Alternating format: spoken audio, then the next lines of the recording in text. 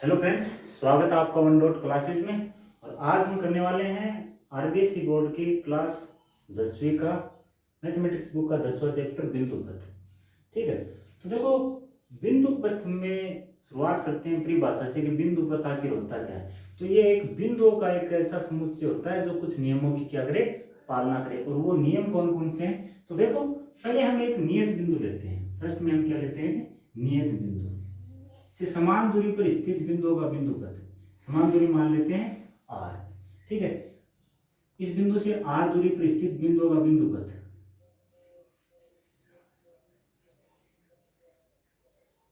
क्या होगा, एक वर्त होगा। क्या होगा, एक वर्त होगा। ठीक है, इसी प्रकार दो समांतर रेखा ले लेते हैं। एक रेखा है L, दूसरी रेखा क्या है M, और इन दोनों से समान दूरी पर स्थित बिंदुओं का बिंदु पथ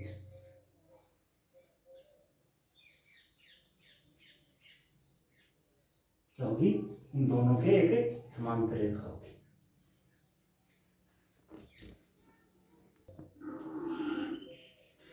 इस चैप्टर में दो प्रमेय हैं। एक तो ये है कि ये प्रमेय नंबर 1 भी कह सकते हैं और 10.03 में कह सकते हैं। तो दो दिए गए बिंदुओं से समदूरस्थ बिंदुओं का बिंदु पथ। तो दो दिए गए बिंदु कौन कौन से हैं, ए और बी से समदूरस्थ बिंदु कौन सा है, सी का बिंदु पथ निकालना है।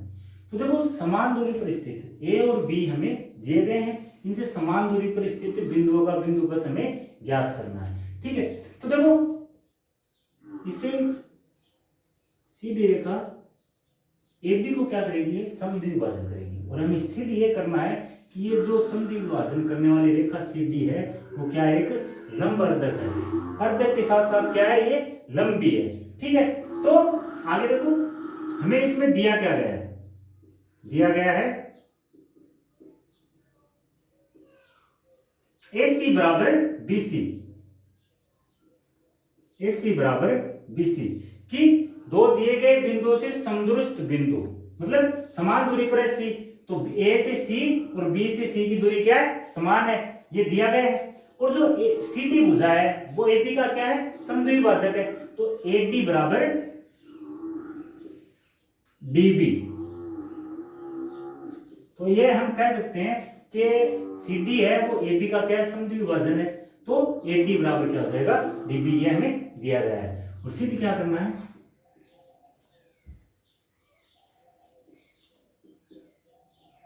कि ये अर्धक तो है, ये साथ में क्या है, लंब अर्धक है। तो देखो CDA या ADC, कोण ADC बराबर क्या है, कोण BDC बराबर कितनी डिग्री का कोण है, 90 डिग्री का कोण है। ठीक है, अब करते हैं उत्पत्ति। तो देखो त्रिभुज दो है ADC। ADC एक तो ये हो गया, दूसरा कौन सा, BDC। तो त्रिभुज BDC में दोनों त्रिभुजों में देखो कौन कौन सी रेखा या साइड है, वो कौन कौन सी बराबर है, या कौन कौन से कोण बराबर है। तो देखो AC बराबर BC दिया गया, दिया गया है।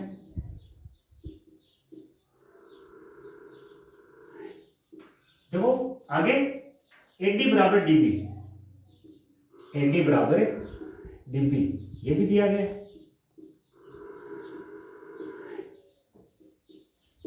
आगे CD बराबर CD, CD बराबर CD कि ये जो भुजा CD है ये त्रिभुज ADC में भी है और CDB में भी है। दोनों त्रिभुजों में ये भुजा है और इसका मान क्या रहेगा, बराबर रहेगा। तो उभयनिष्ठ भुजा, उभयनिष्ठ भुजा। तो देखो भुजा भुजा भुजा तीनों भुजा बराबर है। तो देखो दो त्रिभुजों की तीन, या तो भुजा भुजा भुजा या दो कोण एक भुजा बराबर हो तो उसे हम क्या कह सकते हैं, सर्वांगसम कह सकते हैं। तो त्रिभुज ADC सर्वांगसम है त्रिभुज BDC। दोनों त्रिभुज क्या है, सर्वांगसम। किस रूल से, भुजा भुजा भुजा रूल से। किससे? क्योंकि तीनों भुजा है, तो भुजा भुजा भुजा रूल से हम कह सकते हैं कि दोनों त्रिभुज क्या है? सर्वांगसम है। तो वो सर्वांगसम होंगे तो ये कोण और ये कोण क्या होगा?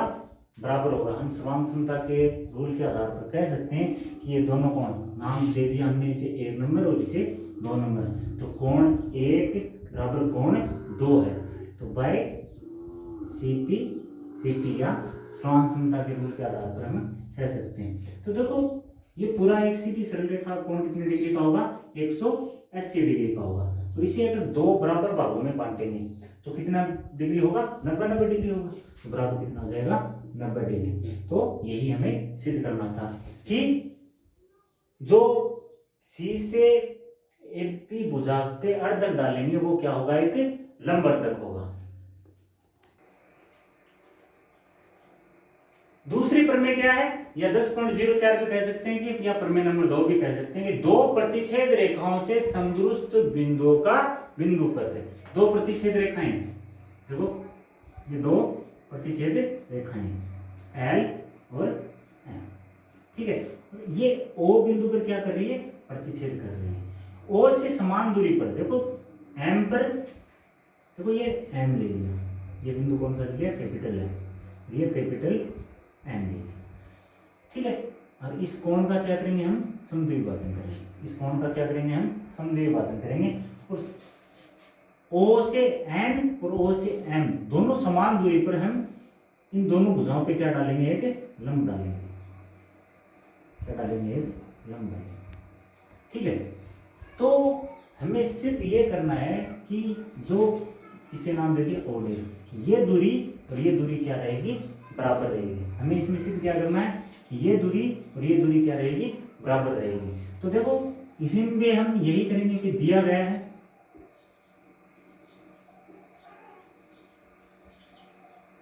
तो इसमें क्या दिया गया है? ओ से एम किससे बराबर है? ओ से एम, ये दोनों दूरी क्या है? बराबर है। ये हमें दिया गया है, ठीक है। ओ एम ओ डैश, कोण ओ एम ओ डैश बराबर है कोण ओ एन ओ डैश। कोण ओ एन ओ डैश बराबर कितने डिग्री का कोण है? 90 डिग्री का कोण है। ये दोनों भुजाओं पर लंब डाला गया है, दोनों कोण बराबर है, ये भी हमें दिया गया है। तो वो सिद्ध क्या करना है?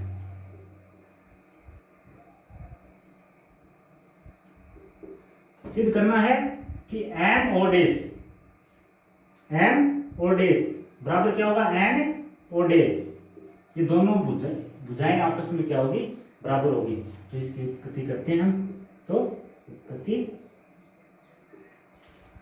देखो त्रिभुज दो है, ओ ओ डैश एम, त्रिभुज ओ डैश एम व त्रिभुज ओ डैश एन में, दोनों त्रिभुजों की बात करते हैं। तो वो इसमें क्या है कि ओ एम बराबर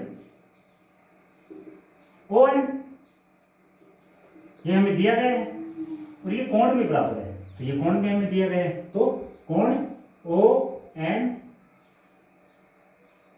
ओ डैश और बराबर कोण ओ एन ओ डैश बराबर कितने डिग्री का कोण है? 90 डिग्री का कोण है। ये भी हमें दिया गया है,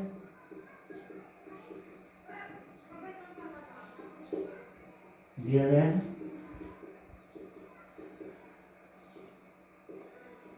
अब देखो ओ ओ डैश भुजा त्रिभुज इसमें भी है और इस त्रिभुज में भी है, तो ओ डैश बराबर ओ डैश, ये क्या हो गई? उभयनिष्ठ भुजा, उभयनिष्ठ भुजा। अब देखो देखो हम इसमें भी कह सकते हैं, देखो भुजा कोण भुजा रूल से, भुजा कोण भुजा रूल से हम कह सकते हैं कि ओ ओ डैश एम, त्रिभुज ओ एम ओ डैश सर्वांगसम है त्रिभुज ओ एम ओ डैश। दोनों त्रिभुज क्या है? सर्वांगसम है। और सर्वांगसमता के रूल के आधार पर हम कह सकते हैं कि ओ डैश एम बराबर ओ डैश एम, इति सिद्धम। यही हमें सिद्ध करना था कि ये दोनों भुजाएं क्या होगी, बराबर होगी। देखो क्वेश्चन नंबर 1 हमें बताना है सत्य या असत्य। तो क्वेश्चन नंबर 1 में फर्स्ट क्या है, किसी रेखा से समान दूरी पर स्थित बिंदुओं का समुच्चय एक रेखा होती है। कि हमेशा एक क्या होती है, रेखा होती है। तो देखो एक रेखा है, इसे नाम दे दिया एल। रेखा से समान दूरी पर स्थित बिंदुओं का समुच्चय निकालना है। तो समान दूरी पर स्थित बिंदुओं का समुच्चय निकालना है, निकाल लिया। तो ये क्या है, देखो रेखा है वो दो प्रकार की होती है। एक तो होती है प्रतिच्छेद रेखा, एक होती है समांतर रेखा। और हमें यहाँ पे क्या दिया गया है कि एक रेखा होती है, जरूरी तो नहीं है ना कि रेखा होती है। ये क्या होगी, एक समांतर रेखा होगी। क्या होगी, एक समांतर रेखा होगी। इसके हिसाब से प्रतिच्छेद भी हो सकती है, समांतर भी हो सकती है, दोनों हो सकती है। लेकिन यहाँ पे क्या आ रहा है, केवल समांतर रेखा आ रही है। तो ये कथन क्या हो जाएगा, असत्य हो जाएगा। अगला देखो, एक वर्त उन बिंदुओं का बिंदुपथ होता है जो किसी दिए गए बिंदु से नियत दूरी पर स्थित है। मान लिए कि वर्त का केंद्र O है, इसे क्या मान लेते हैं हम, नियत बिंदु मान लेते हैं। इसे समान दूरी पर स्थित दूरी मान लेते हैं R, ठीक है। स्थित बिंदुओं का बिंदुपथ, इससे R दूरी पर स्थित बिंदुओं का बिंदुपथ क्या होगा, एक वर्त ही होगा। क्या होगा, एक वर्त ही होगा। ये कथन क्या हो जाएगा, सत्य कथन हो जाएगा।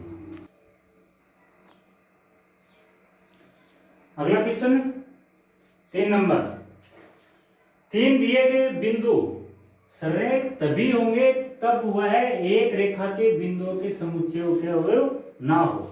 देखो सरेख का मतलब क्या है कि अगर बिंदु एक ही रेखा के अवयव हो तो उसे क्या कहते हैं, सरेख कहते हैं।